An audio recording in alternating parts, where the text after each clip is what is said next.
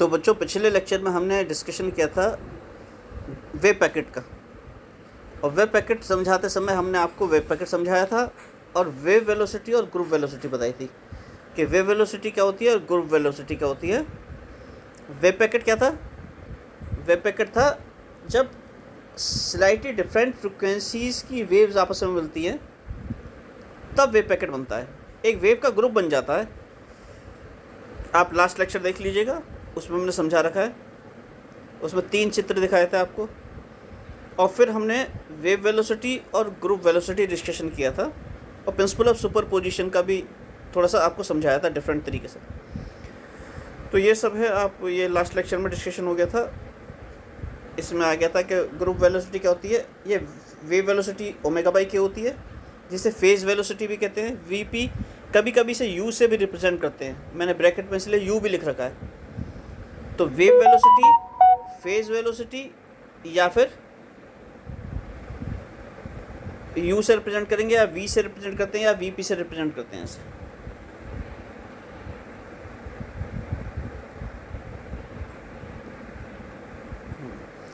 और group velocity क्या बताई थी आपको? ग्रुप वेलोसिटी बताई थी डी ओमेगा बाई डी के, वी जी। तो इससे आगे बढ़ते हैं। अब नेक्स्ट टॉपिक पे आते हैं, मटेरियल पार्टिकल पे। तो अगर मटेरियल के किसी पार्टिकल के साथ वेव एसोसिएटेड है, जैसा कि डी ब्रोगली ने कहा था, लुइस डी ब्रोगली ने कहा था, lambda is equal to H upon P. ये आप लोग सब लोगों को पता है कि अगर कोई पी मोमेंटम का पार्टिकल जा रहा है, मूव कर रहा है, तो उसके साथ एसोसिएटेड वेव की वेवलेंथ लैम्डा होगी। ये डी ब्रोगली ने कहा था। तो हम देखते हैं वेव वेलोसिटी क्या होती है। ये भी आपको पता है, वेव वेलोसिटी होती है फ्रिक्वेंसी इनटू वेवलेंथ। फ्रिक्वेंसी को अगर वेवलेंथ से मल्टीप्लाई कर दो, लीनियर फ्रिक्वेंसी की बात हो रही है यहाँ पे, तो आपको वेव वेलोसिटी मिल जाती है। तो वेव वेलोसिटी होती है न्यू लैम्डा।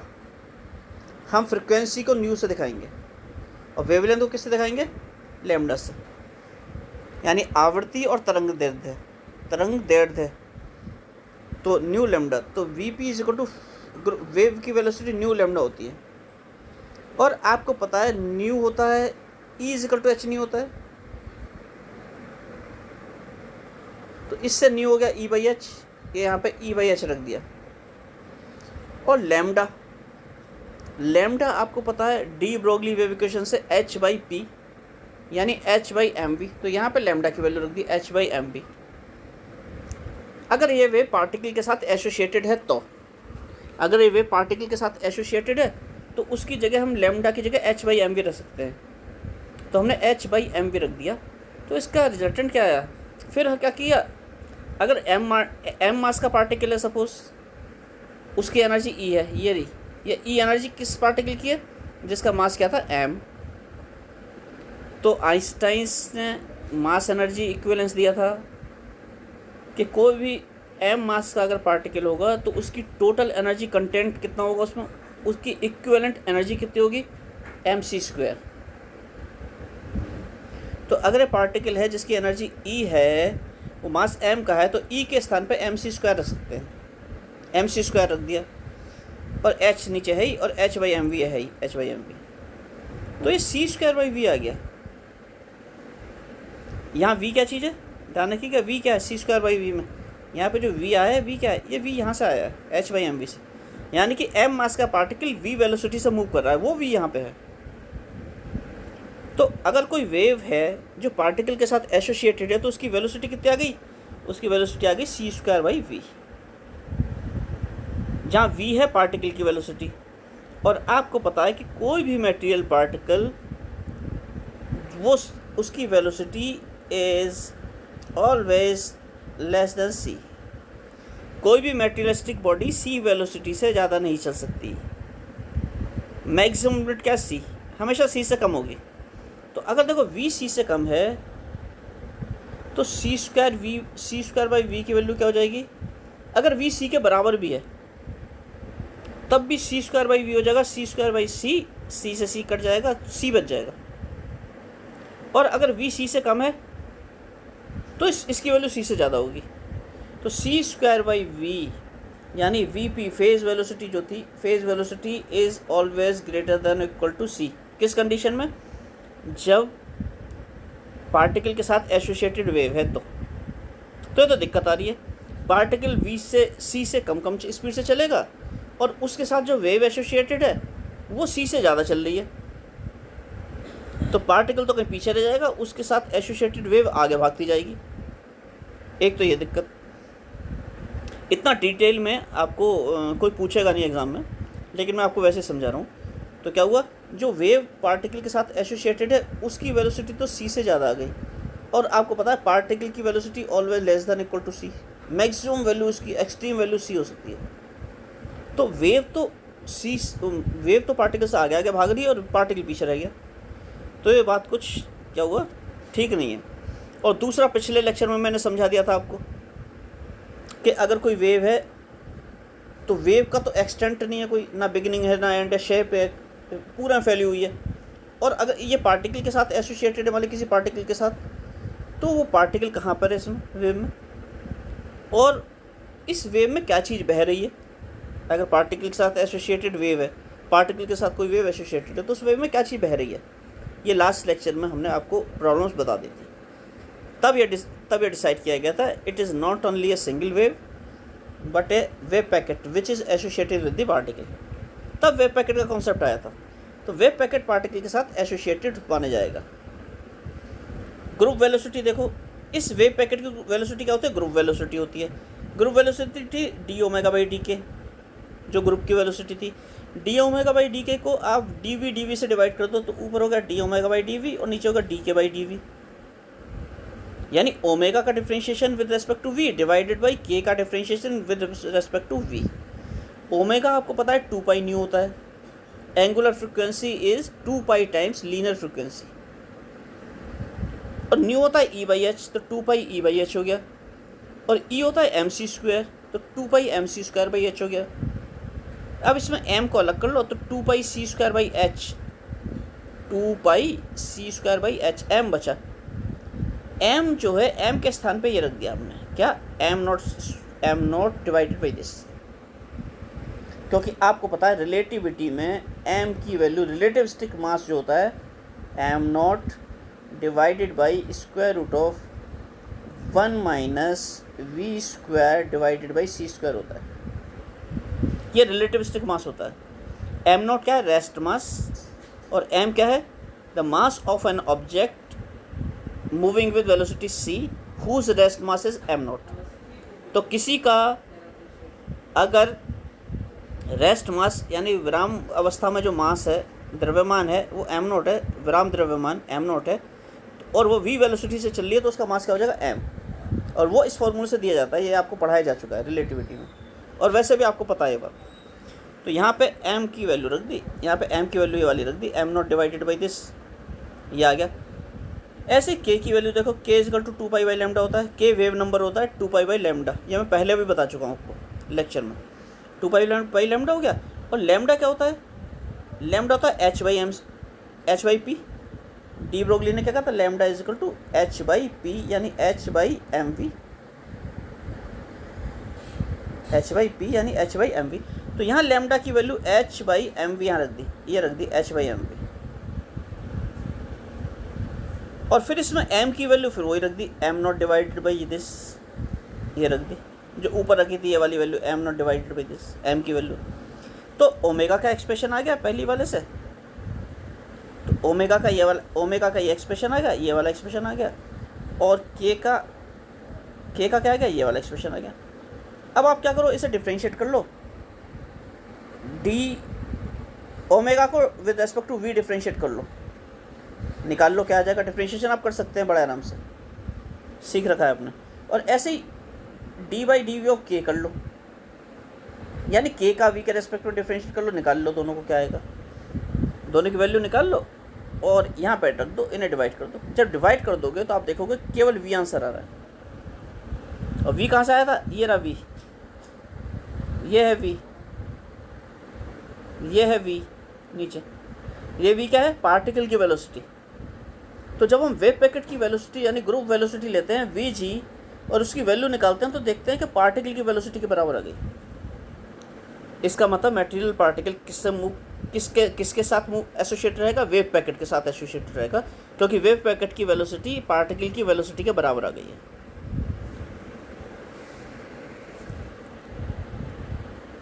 लेकिन वेव पैकेट जो होता है वो बहुत जल्दी डिसिपेट हो जाता है, नष्ट हो जाता है। वेव पैकेट डिसिपेट्स वेरी सून। ये मैं पुराना दिखाता हूँ आपको ना, पुराने लेक्चर आप देख लीजिएगा तो आपको समझ में आ जाएगा। मैं दिखाता हूँ पुराने, इससे पहले वाले लेक्चर में ये है, देखो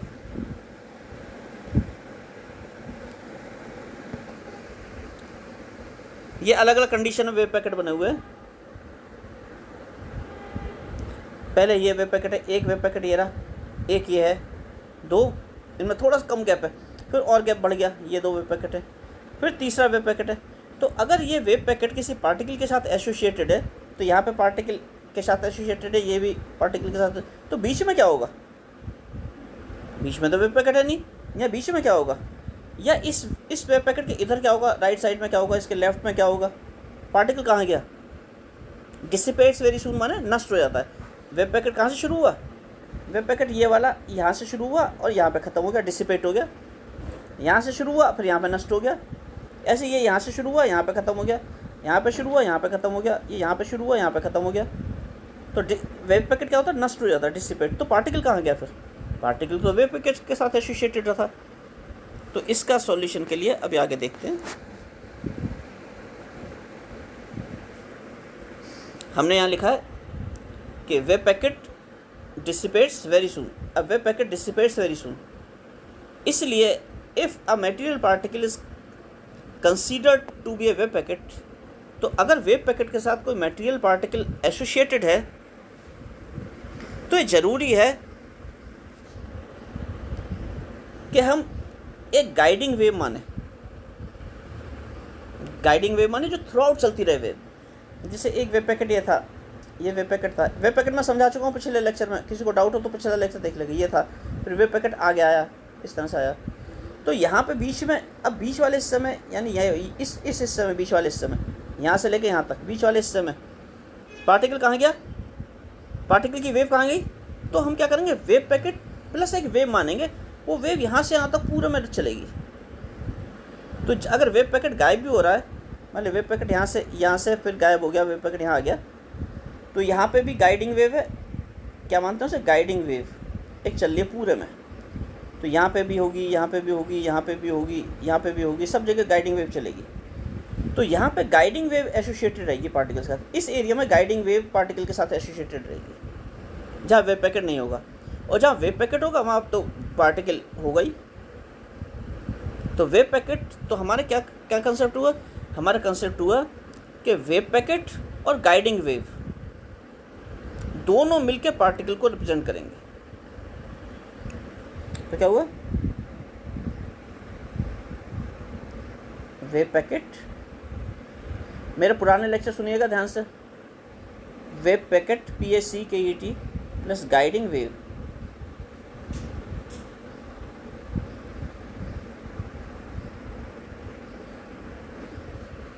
दोनों मिलकर क्या करेंगे? ये पार्टिकल को रिप्रेजेंट करेंगे।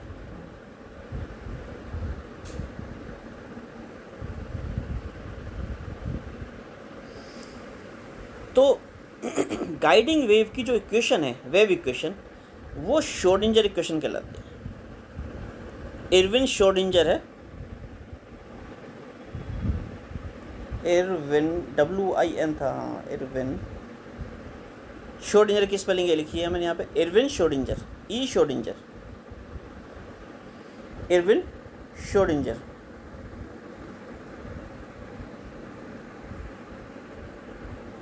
इसने 1926 में एक इक्वेशन दी थी 1926 में, और वो श्रोडिंगर इक्वेशन कहलाती है। और इस इक्वेशन की इम्पोर्टेंस ये है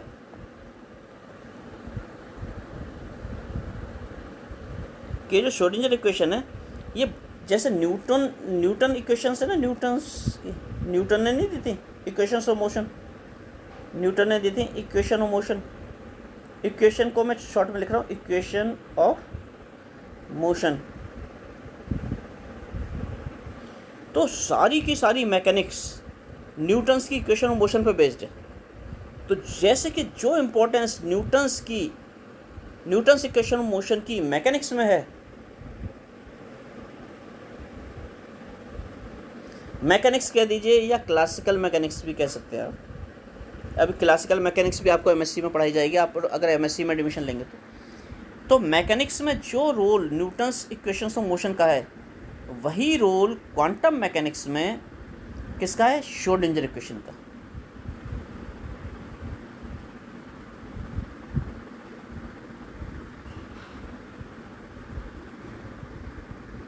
यानी कि श्रोडिंगर इक्वेशन से क्वांटम मैकेनिक्स की जितनी भी प्रॉब्लम्स आप सॉल्व करेंगे, सब श्रोडिंगर इक्वेशन की हेल्प से करेंगे। और श्रोडिंगर इक्वेशन क्या बताती है? जो गाइडिंग वेव मानी थी हमने वेव पैकेट के साथ साथ, उस गाइडिंग वेव को डिस्क्राइब करती है। तो guiding wave describe by Schrodinger equation. और श्रोडिंगर इक्वेशन क्या करती है? श्रोडिंगर इक्वेशन जो है एम्पलीट्यूड ऑफ गाइडिंग वेव को probability of finding the material particle बताती है। पहले गाइडिंग वेव है आपकी psi is equal to A E to the power I K X. मान लीजिए कोई इक्वेशन है, यही तो होती है वेव की इक्वेशन। सपोज गाइडिंग वेव की इक्वेशन है, तो इसका एम्पलीट्यूड क्या हो गया या इसका डिस्प्लेसमेंट क्या हो गया? साई। एम्पलीट्यूड हो गया ए, डिस्प्लेसमेंट हो गया साई। तो इसका एम्पलीट्यूड या डिस्प्लेसमेंट को ये किससे रिलेट करती है? प्रोबेबिलिटी से। किस चीज़ की प्रोबेबिलिटी? पार्टिकल के पाए जाने की प्रायिकता। तो probability of finding the particle.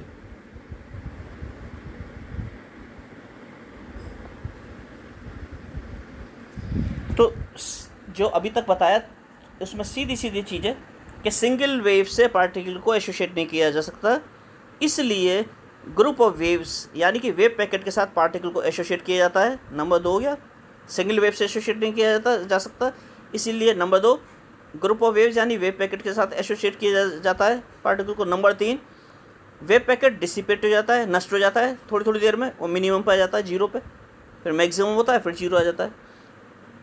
इसलिए पार्टिकल को वेव पैकेट के साथ एसोसिएट करने के लिए एक कंटिन्यूस वेव चाहिए थी, जिसे गाइडिंग वेव कहा गया। वो एसोसिएट मानी गई पार्टिकल के साथ। उस गाइडिंग वेव को रिप्रेजेंट करने की जो इक्वेशन है वो श्रोडिंगर ने दी, श्रोडिंगर इक्वेशन। और उस गाइडिंग वेव का जो डिस्प्लेसमेंट होता है या एम्पलीट्यूड होता है, वो रिलेट किया जाता है probability of finding the particles, क्योंकि पार्टिकल की इक्वेशन है, पार्टिकल को रिप्रेजेंट कर रही है। तो इसका मतलब क्या हुआ? इसका मतलब हुआ कि एक वेव पैकेट और गाइडिंग वेव दोनों मिलके properties of particle find out कर सकते हैं, पार्टिकल को रिप्रेजेंट करती हैं। दूसरी बात, एक बात बहुत इंपॉर्टेंट होती है, देखो बेटा क्वांटम मैकेनिक्स बहुत टफ सब्जेक्ट है, इसे आपको बार बार सुनना पड़ेगा, बार बार पढ़ना पड़ेगा। अदर सब्जेक्ट्स की तरह नहीं है, ये बहुत ही ज़्यादा वो है समझने वाली चीज़ है क्वांटम मैकेनिक्स। और आप बिल्कुल परेशान मत होइएगा, ये आपके सिलेबस में तो है पार्ट, लेकिन मैं ज़्यादा समझाता हूँ थोड़ा ना, तो आप पॉइंट टू पॉइंट एग्ज़ाम के लिए तो आप पॉइंट टू पॉइंट लिखेंगे बस।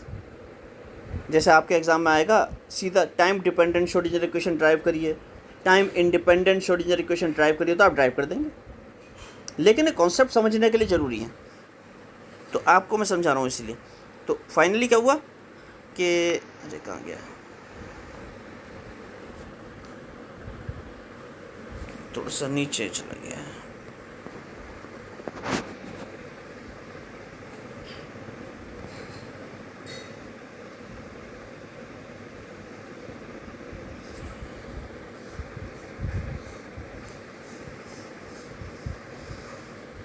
हाँ, तो हमने लिखा है this a wave packet and guiding wave.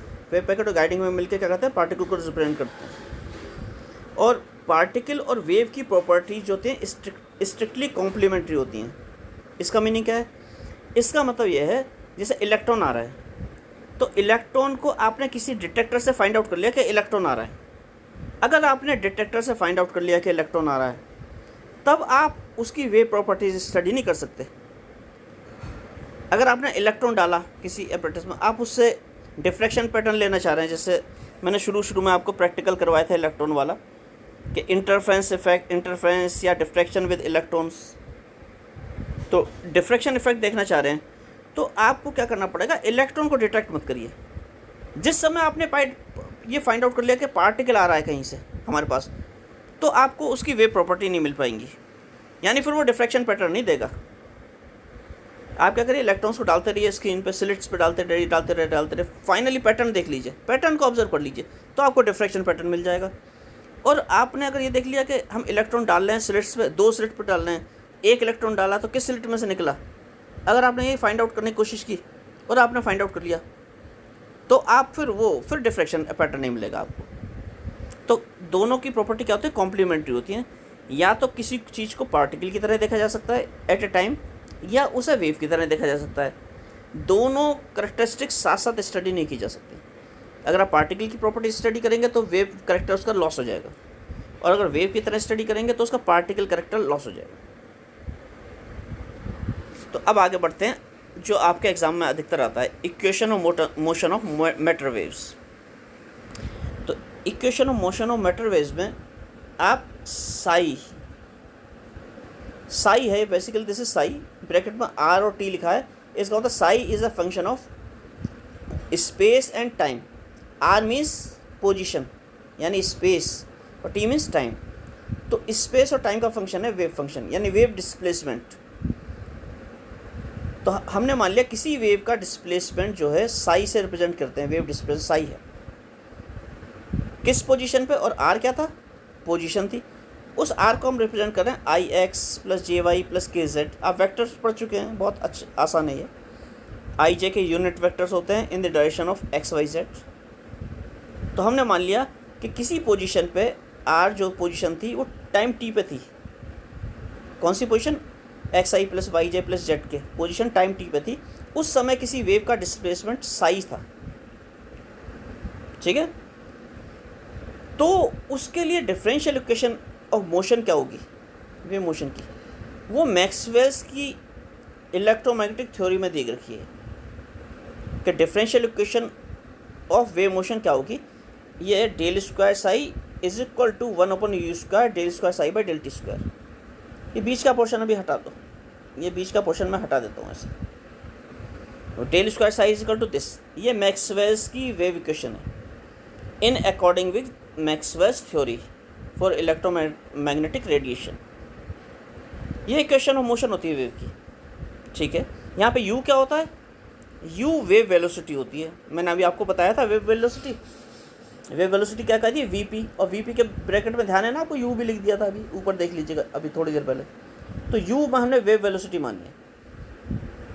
तो ठीक है, वेव इक्वेशन आ गई मैक्सवेल के हिसाब से, del square psi is equal to this. ये जो बीच की टर्म है डेल स्क्वायर साई ही है। आपको पता है डेल क्या होता है, डेल ऑपरेटर सबको पता है, I del over del X plus J del over del Y plus K del over del Z, ये सब होता है ना, ये सब आपको पता है। ये डेल होता है, और डेल स्क्वायर क्या होता है, डेल स्क्वायर होता है del dot product of del with del. तो इसका आंसर क्या आ जाएगा, del square by del X square plus del square by del Y square plus del square by del Z square. ये आप पढ़ चुके हैं वैसे, लेकिन फिर भी मैंने बता दिया। तो डेल स्क्वायर की वैल्यू ये होती है, अगर ऐसे साई हटा दो सब, तो ये वाली वैल्यू क्या हो जाएगी डेल स्क्वायर की, और डेल स्क्वायर साई की वैल्यू क्या हो जाएगी ये। तो ये मैंने 3 डायमेंशन में लिख दिया वैसे बीच में। अदरवाइज इक्वेशन क्या है, इक्वेशन केवल ये है मैक्सवेल के हिसाब से, this equal to this, U wave velocity है। तो ये वेव इक्वेशन है। और आपको पता है कि किसी भी वेव का वेव डिस्प्लेसमेंट जो होता है, वेव इक्वेशन जो होती है जनरली इससे दी जाती है। ये जनरल सॉल्यूशन है, जनरल रिप्रेजेंटेशन। क्या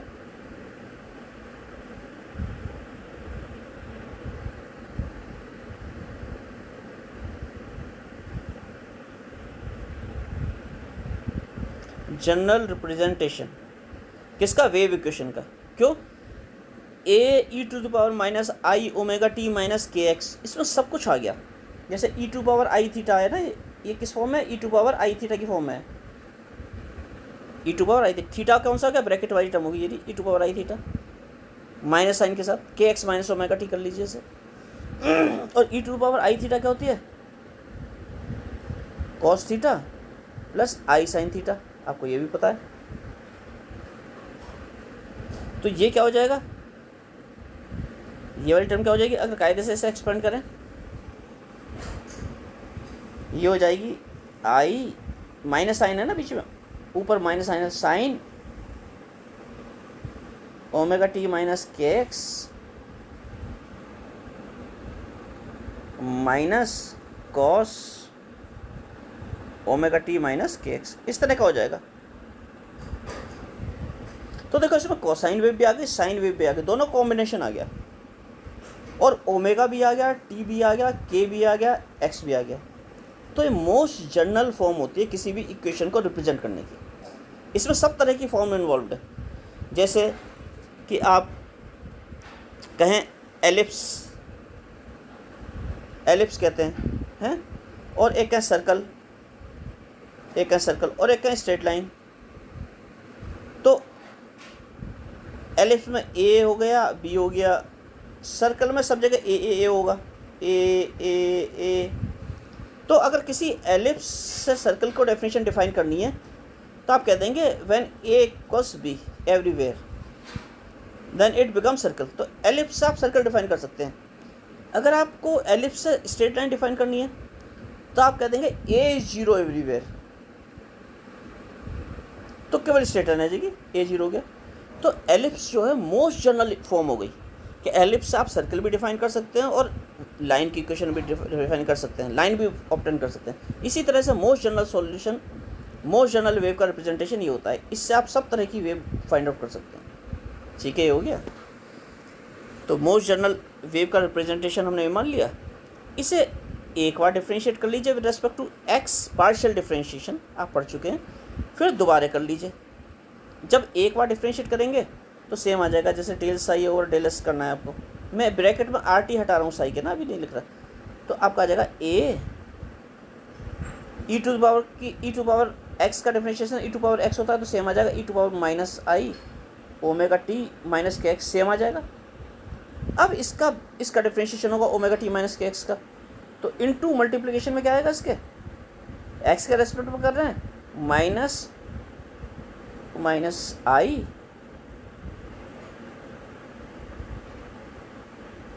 ओमेगा टी माइनस, अच्छा या तो टी के रेस्पेक्ट में करा है पहले, सॉरी बेटा एक्स के रेस्पेक्ट में। अगर एक्स के रेस्पेक्ट में करेंगे तो माइनस आई क्या आ जाएगा, माइनस आई के डिफरेंट ये आ जाएगा मल्टीप्लिकेशन।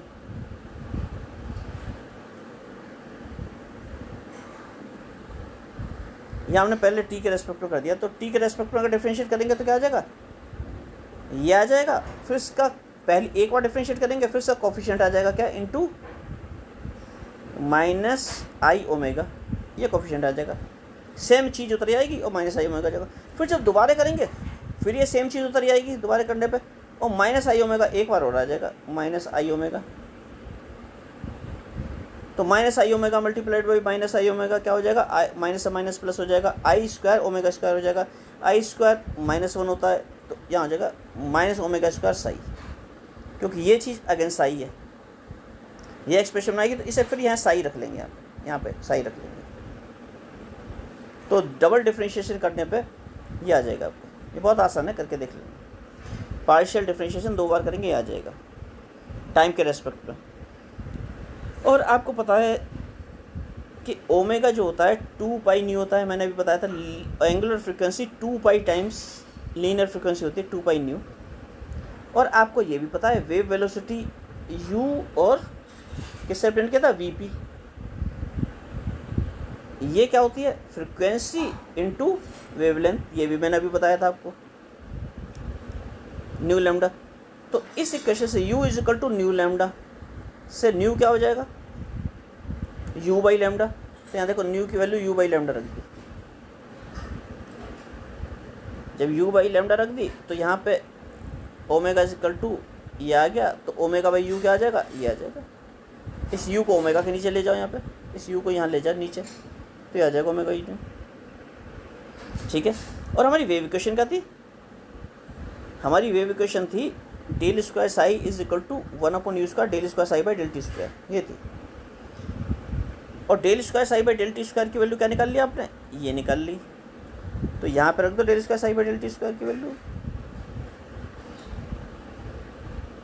ये जैसी वैल्यू रखोगे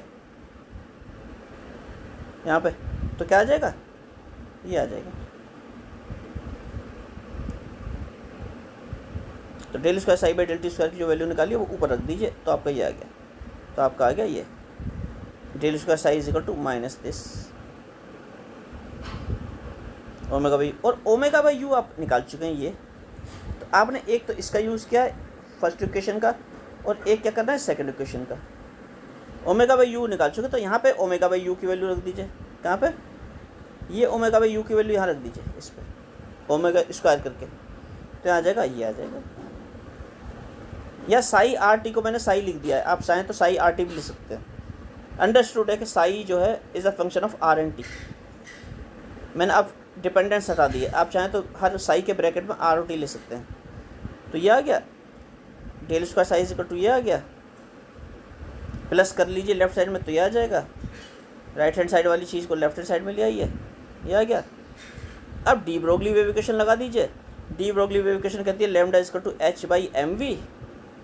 तो यहाँ पे लैम्डा की जगह एच अपॉन एम वी रख दिया, तो H square divided by M Y square V square, ये आ गया, ये आ गया। Lambda equal to H by M V रख दिया यहाँ पे। और आपको पता है कि हाफ एम वी स्क्वायर, आपको पता है कि H cross is equal to H by two pi होता है, रिड्यूस प्लैंक्स कांस्टेंट, मैं बता चुका हूँ कई बार। और हाफ एम वी स्क्वायर जो होता है ये काइनेटिक एनर्जी होती है, और काइनेटिक एनर्जी होती है total energy minus potential energy. तो ये दोनों चीज़ अब हम यूज़ करेंगे इसमें, H cross H by two pi और half M V square equal to E minus V. तो यहाँ पे एक तो हाफ एम वी स्क्वायर बना लो, यहाँ पे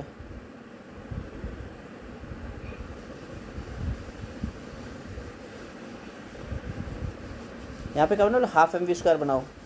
तो जब हाफ एम वी स्क्वायर बनाएंगे तो यहाँ पे 4 पाई स्क्वायर को एच के नीचे ले आओ, यहाँ पे एच के नीचे, तो हो जाएगा डेल स्क्वायर साई। ये वाली इक्वेशन क्या हो जाएगी, ये वाली इक्वेशन हो जाएगी del square psi is equal to 2 into half M V square, और 4 पाई स्क्वायर को नीचे लिया है, साई का साई लगा दिया, और एच अपॉन 2 पाई होल स्क्वायर, ये हो जाएगी। और हाफ एम वी स्क्वायर की जगह क्या रखना है, ई माइनस वी।